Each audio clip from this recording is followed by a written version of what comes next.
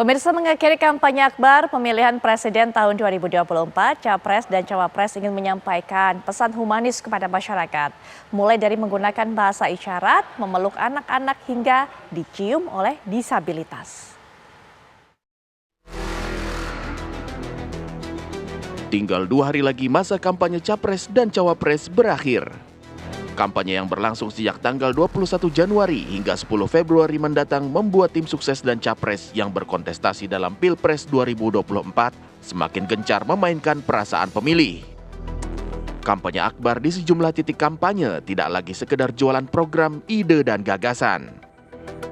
Para capres mulai mengusik-usik perasaan para pemilih dengan cara mencari simpati dengan kampanye-kampanye yang bersifat humanis, merakyat, dan memposisikan diri sebagai pemimpin bangsa yang tidak memilah-milih latar belakang siapa yang akan dibela. Dalam program unggulan pasangan calon presiden nomor urut 1 yang diberi judul Desak Anies di Semarang, Jawa Tengah, Anies Rashid Baswedan terus menggunakan bahasa isyarat yang ia sampaikan ketika debat terakhir yang dilaksanakan di Jakarta Convention Center, Jakarta, tanggal 4 Februari lalu. Bahasa isyarat yang disampaikan mantan Gubernur DKI Jakarta itu tidak disangka menjadi viral dan menjadi pembuka program Desak Anies di Semarang, Jawa Tengah.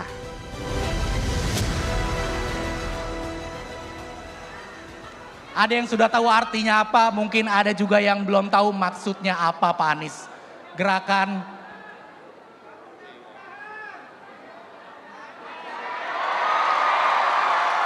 boleh diulang?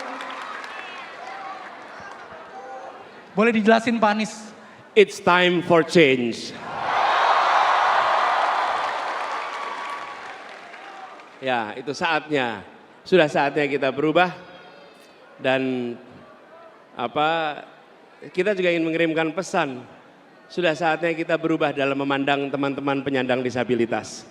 Mereka bukan kelompok masyarakat yang membutuhkan charity, tapi kelompok masyarakat yang hak asasinya harus dipenuhi oleh negara. Simbol gerakan ini adalah sebagai cara untuk mengirimkan pesan perubahan kepada penyandang disabilitas, bahwa pasangan nomor urut 1 memiliki ketegasan dalam menyamakan hak-hak masyarakat, termasuk bagi disabilitas.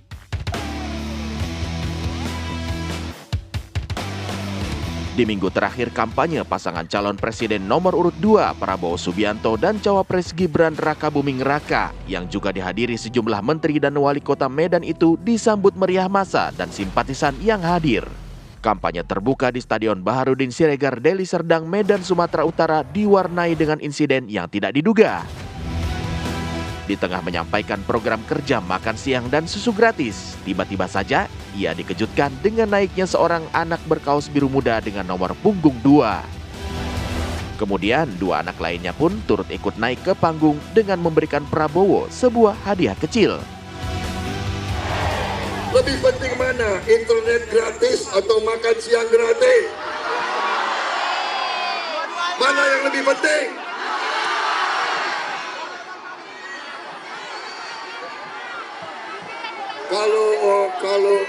Kalau internet bagus, tapi anak-anak kita tidak boleh kelaparan.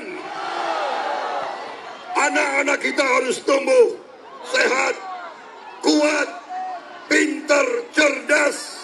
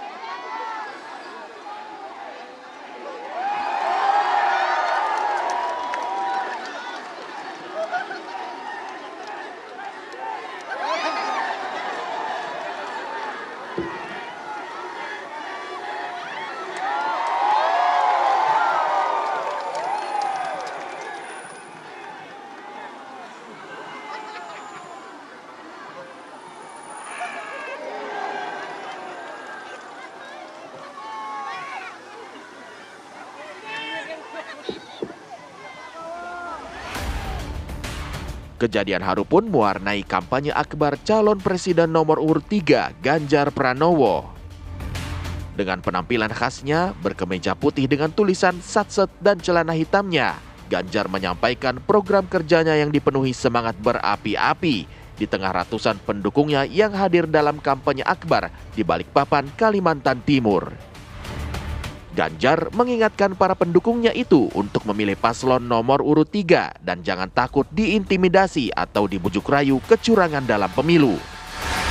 Orasi Ganjar pun terhenti ketika seorang disabilitas menaiki panggung kampanye untuk bertanya kepada calon presiden nomor urut 3 itu. Penyandang tunanetra bernama Salman itu menunjukkan rasa cintanya kepada Ganjar dengan cara yang unik, memeluk hingga mencium ayah dari alam Ganjar. Hasil Bapak Ganjar, masih banyak teman-teman yang ada di mana saja penyandang disabilitas kurang perhatian, Pak. Teman penyandang disabilitas diperhatikan, Pak. Baik, ini pesan agar para penyandang disabilitas seperti saya katakan tadi mendapatkan kesetaraan dan perhatian. Belum, Bapak. Saya pengen tahu Bapak Ibu, kalau kawan-kawan